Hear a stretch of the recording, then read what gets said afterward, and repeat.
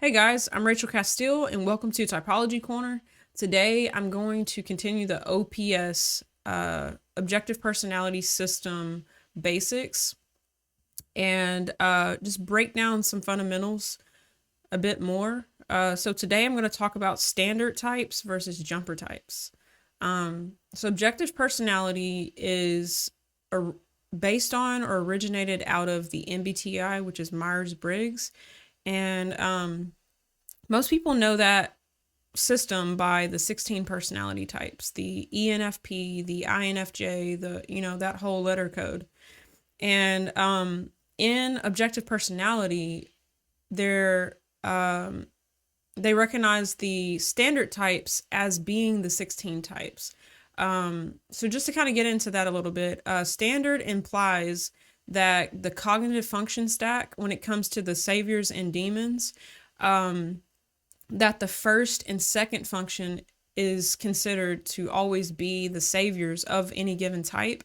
And then the third and the fourth function would be the demons, the ones that are not being prioritized as much. And in the world of MBTI, that is kind of how all of the type descriptions are written, as though that is true, that all types or all people of a given type, that they are the standard type that chooses the first and then chooses the second. But what Dave and Shan noticed as they've been typing thousands and thousands of people, that they are seeing about 50% of any given type isn't actually doing that standard kind of flow, I guess, of choosing the first and second as saviors. They're noticing that about half of the people are actually choosing the first and then jumping the second process and choosing the third as their savior process, leaving the second and the fourth as their demons, as like the weaker ones that they're not choosing, that feel more awkward to them to choose.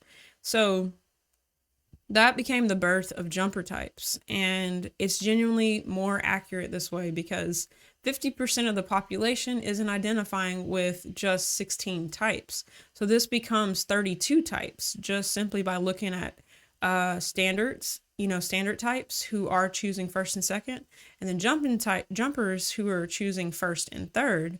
That's just multiplied into 32 different variations.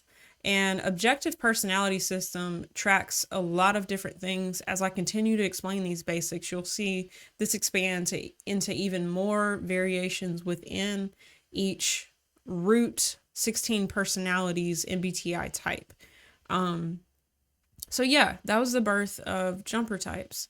And I've seen this in my life. Like, my husband is a jumper type, and it's very clear.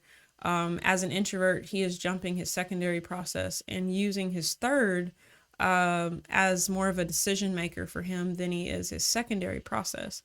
And so I've made some handouts or some little visual aids to kind of help make sense of some of this, to kind of talk through what that looks like in various, types. What does it look like for introverts? What does it look like for extroverts?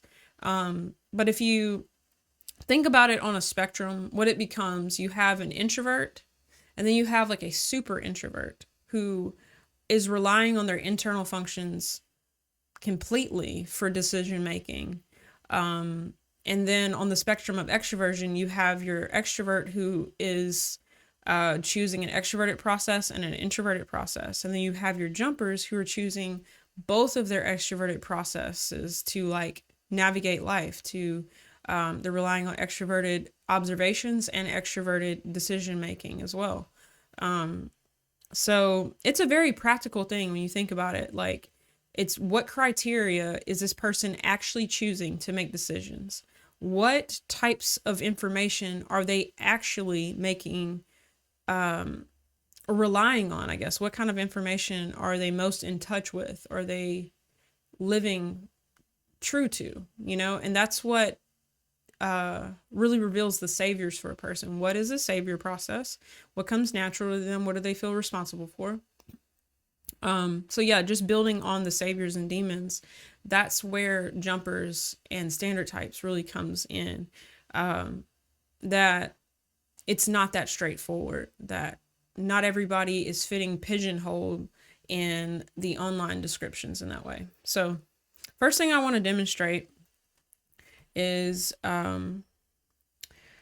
how that the letters really do matter, that you don't just change the letters in order to get or to notate the jumping in the functions, because whenever you change the letters up here, the for code, it changes the function stack. So first and foremost, think of the letters are directly communicating what the stack is. So for the ESFP, this is their for functions, no matter what. And then for the ESTP, these four are the functions of the ESTP always. This is the way that they see the world is through these axes. They're using the extroverted sensing and the introverted intuition axis right here. And then they're using the introverted thinking, extroverted feeling axis. So that's a difference. Just to look at these two types, the ESFP, the ESTP, it's not just like, oh, I lean more toward feeling judgments. And then this one leads more toward thinking logical or, reasons, as, think of like reasons versus values. It's not like, oh, that's the only difference between these types. They're actually using the different axes all together. So introverted feeling is completely different than this extroverted feeling that this type has. The type of feeling that they use. And then the type of thinking that they use is totally different. They're using extroverted thinking sort of judgments. And this type is using introverted thinking judgments. So this is why the jumper type is something that's being added on to the original type. Just because, for example, if this type is jumping the secondary, they're kind of like a sensor and a feeler, but they don't become an ESFP. They become a jumper type of the ESTP, because this is actually the four functions operating in them nonetheless, even though they're not really in touch with this one as much. So yeah, this is an example. I said OE example. OE is a type who leads with an extroverted observer as their first function. So this right here, they're both OE types. They're leading with extroverted sensing. So that's some terms you'll get used to. An objective personality is OE, and then you got OI is leading with an introverted observer. And then you have DE leading. I can actually flip over to that right now. So this is a DE example. This is an extroverted decider as a dominant process here. So these are both extroverted deciders. We've got the ESFJ leading with extroverted feeling and the ENFJ leading with extroverted feeling. So the difference between these two, they are using different types of observations in the middle here. So we've got SI versus NI, and then we've got SE versus NE. So totally different forms of observations here. The thing that they have in common is their feeling and thinking are exactly the same, with different observations in the middle. So that's why it matters. If this type is jumping this, they don't become the ENFJ. They are an intuitive variation of the ESFJ. So, yeah, I just want to make that example why the functions really is the basis of personality. It's really the processes occurring in the person. And then we're just looking at which ones are saviors, which ones are demons for that particular person. And then you start to get the variations in the code that objective personality is actually tracking. They are looking at really writing that out accurately for that particular person. So from here, this is where we're really going to get into it. So here's an actual example. Let me get these other pages kind of out of the way here. All right. So this is an OI example. This is someone who is leading with introverted observers as their first function. So they're both ISFJs, same type, but I'm going to demonstrate difference in what they've chosen as their savior, what they've chosen as their demons. As you know, what's actually a go-to for them. So here we've got the top is our standard ISFJ. This is what MBTI says all ISFJs are like. They say they lead with introverted sensing as their primary function. And then they are going to their secondary process here. They're going to their extroverted feeling. And that's a savior for them. They're making decisions based on tribe values. How does everybody else feel about things? What works for them? What do they like? What do they dislike? What's popular? They're very in tune with people and making decisions around what other people value. And yeah, that is the classic ISFJ. That would be true for most in the MBTI's concept of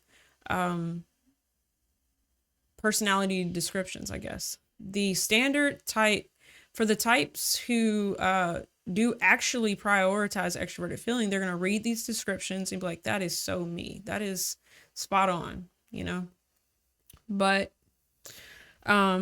this is also true. There are types who the extroverted feeling is a demon for them. That's not something that feels comfortable to them, that they are more true to their own personal reasons, their own personal understandings and logic, and they will fight you on this, per se. Like, when, push comes to shove, at the end of the day, what do they make a decision on? What makes sense for them? There are ISFJs who are much more in touch with their introverted world of their own past experiences, their own impressions of things, what they retained and what works for them, right? Their life experiences, and then what makes sense for them. And yes, they're going to be very much in touch with this function. They're going to be aware of what's going on with other people, what other people value, but it comes easier to them to actually make a personal decision apart from the tribe's values and stay true north to their identity. They're more in touch with their identity. This type up here is much more in touch with the tribe and with people, what other people value, and being able to serve people in that way. That comes very natural to them, to accommodate and to be considerate of the other people in their life. That feels more natural than to step back and say, it's more of a demon for them to be like, I'm not that in touch with what I actually believe or what I actually think on where I fall on this. I know where everybody else does, and I'll make decisions that works for everybody else, right? And I don't take much time here. This is more of a demon for me. And then you've got your jumper ISFJ, who, when you look at it, what are their savior functions? Their true saviors is SI every time and TI every time. I'm making a decision on this, and this is a type of observations I am always organizing and maintaining my own ways of doing things. What works for me is what both of these types would have in common. Just to say this, like an OI person who leads with an introverted observer, whatever your dominant function is 100% a savior for you, or you wouldn't even be that type. So we're not really debating if the first function is a savior. Is the second function your savior, or is it the third? So just looking within these two introvert types, this type would be more introverted by true definition of what are they relying on, introverted processes. And this is more of a ambivert is kind of the term you could use for this, is that yes, they've got their introverted function, but they're out there with people. They love their tribe. They're out there involved in the community. Not that this type isn't, but this type will stay more true to their introverted world and staying in alignment with it, if that makes sense. They are more in touch with their inner world than this type would be. This type is in touch with this aspect of their introverted world, and they're more in touch with the tribe and what's going on with them, and serving people, and just being in touch with their friends. And so this would be a slightly more extroverted ISFJ than this ISFJ. This is what I love about objective personality. Like, this is a very valid thing that I believe needs to be considered for accuracy for different people. So you will run into an ISFJ who'll type as an ISFJ, but be different from this ISFJ. So now let's look at an extrovert version of this. This is an extrovert, and we've also moved into a decider type. So this is a DE dominant example. So this type is going to have, different forms of observation is the difference than the other one. It was looking at which decider they were choosing. This type is a decider dominantly, so they won't oscillate between being savior TE and FI. That's too far of a jump. They are for sure savior extroverted thinking, the ENTJ. No matter what, both of these ENTJs are savior extroverted thinking. But what type of observation is more of a savior for them? Are they relying on the patterns, recognizing the abstract patterns in something, and not so much the details, the factual details connected to the patterns? Your classic ENTJ is going to be savior TE and then savior NI, which is what works for the tribe, seeing, picking what works for everyone, what's efficient, building systems for the whole group. And then introverted intuition, noticing the abstract patterns and things that arise in the information, making decisions off of this, seeing this, and not so much caring about the details. They could get a little annoyed if somebody pushes them. Well, where's the proof? Where's the proof? Where's the proof? They're like, I just know the pattern. I see the pattern. It's real. I'm relying on it. You push me to prove my stuff. It's making them have to go in their demon state a bit and bring those details up. Not that they don't have them. This is where they like to camp out more. This is more of a savior for them, is just seeing the details. The pattern in something, living true to the pattern, communicating that abstract concept about something, and not so much the details that make up the pattern. And then you totally got a different type of ENTJ who is jumping their introverted process here. And so this would be a much more extroverted ENTJ who is out here in the sensory, skipping their patterns. Not that they don't have this process, but they are heavily relying on the sensory. They will be proving their points with detail, with detail, with detail.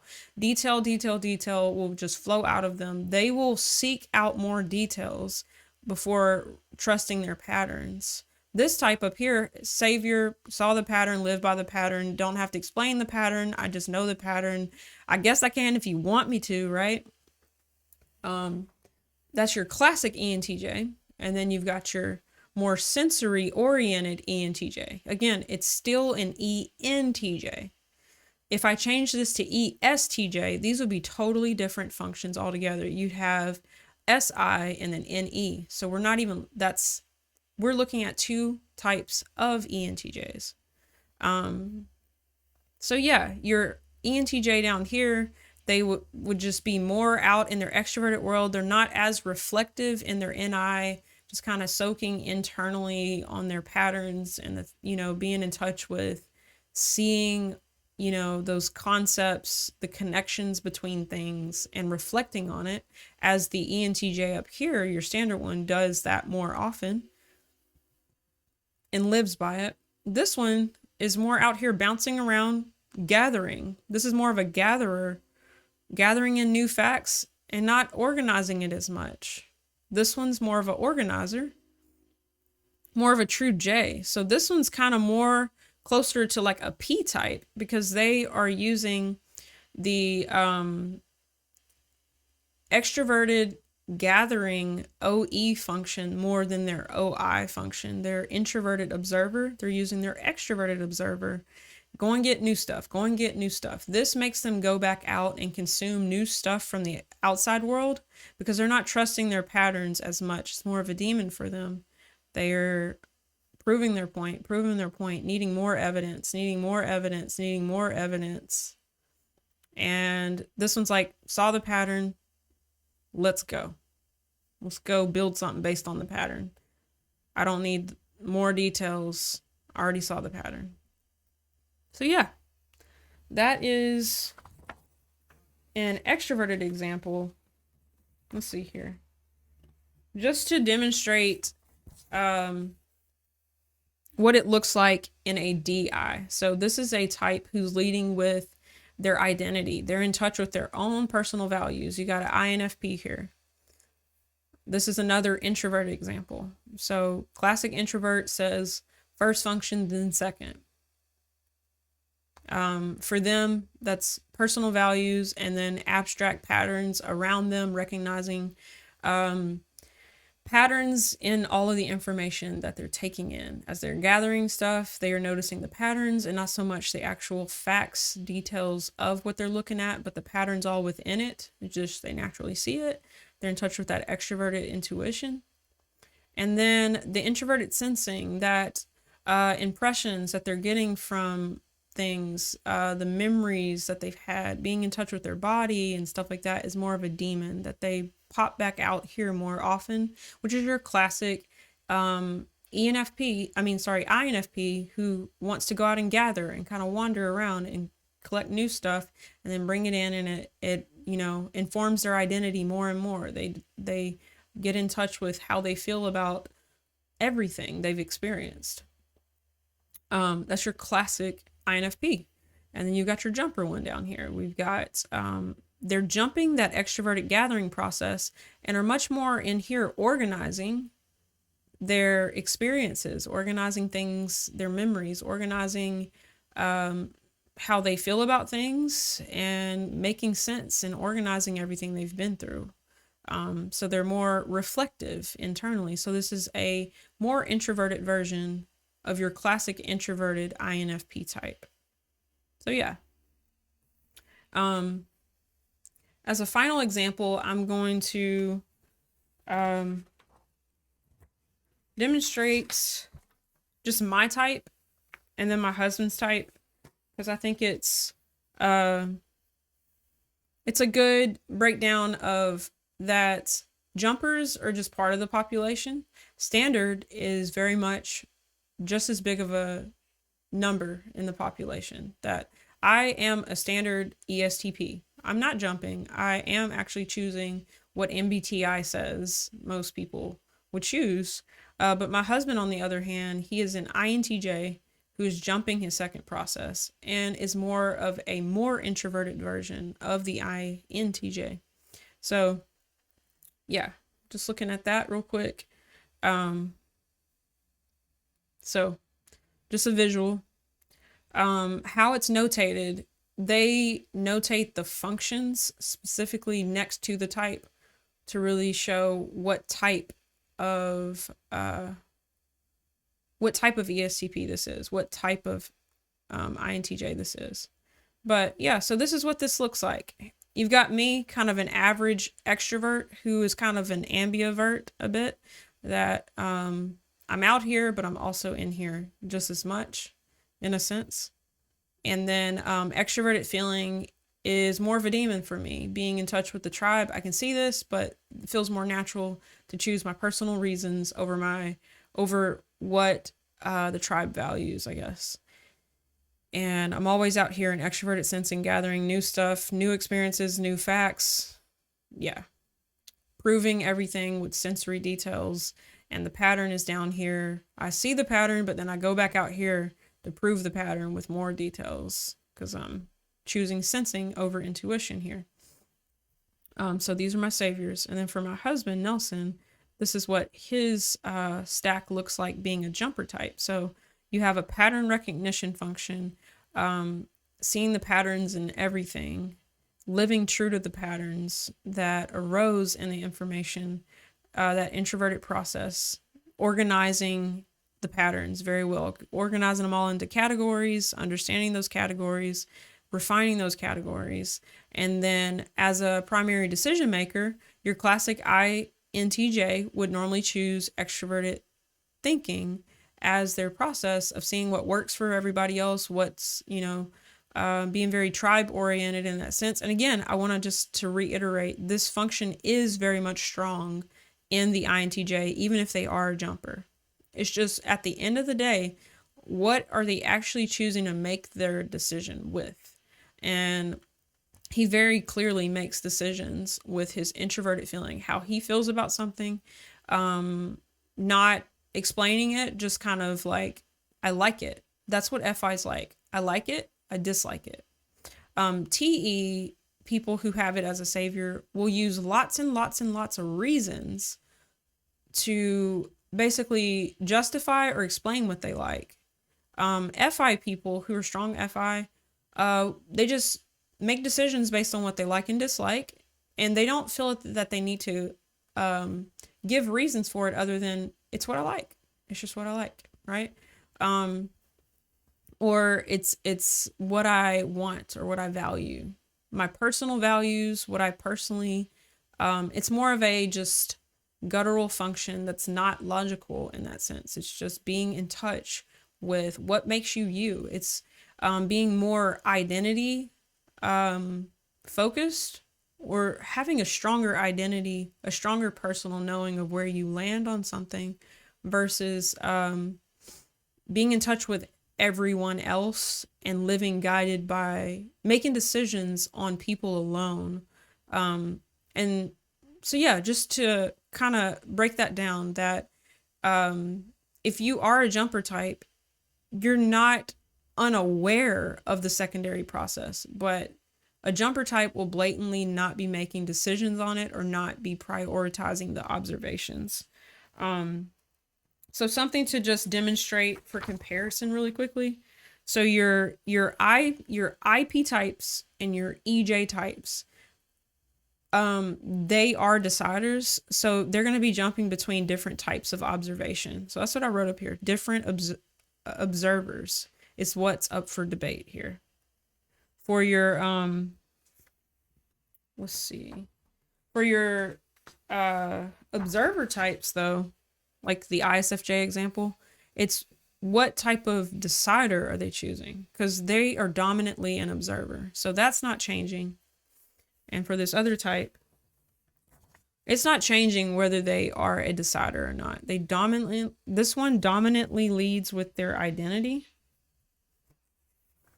And so does the ENTJ. Dominantly leads with decider. So this one's leading with identity, this one's leading with tribe, but they're both decider functions, making a decision on the self or the tribe.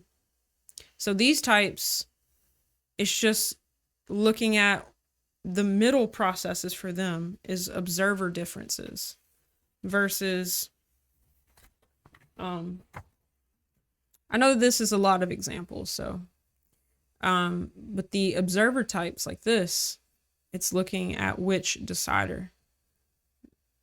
Because them being an observer, that ain't changing about them at all. That first process is not what's up for debate. Same way for Nelson's example. He is an observer no matter what. His first process is an observation function. So which of the deciders is he choosing? And he's choosing identity over tribe. He'll make a decision on what he likes. And if you push him on it, the genuine answer is just because I like it.